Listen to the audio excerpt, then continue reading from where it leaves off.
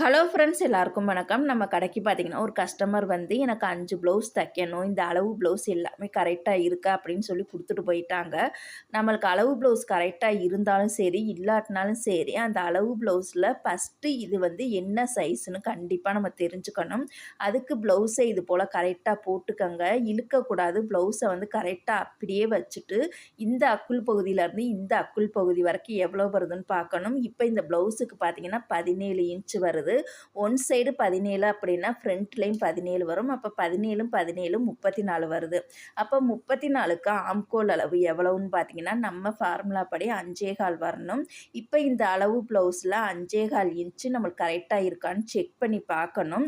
கரெக்டாக இருந்தால் மட்டும்தான் இந்த அளவை நம்ம கட் பண்ணணும். தப்பாக இருந்துச்சு அப்படின்னா 34 சைஸுக்கு நம்ம ஃபார்முலா படி 5.25 தான் கரெக்டாக வந்து குறிக்கணும். இப்போ பாருங்கள் அளவு கரெக்டாக இருக்குது. வீடியோ பிடிச்சா லைக்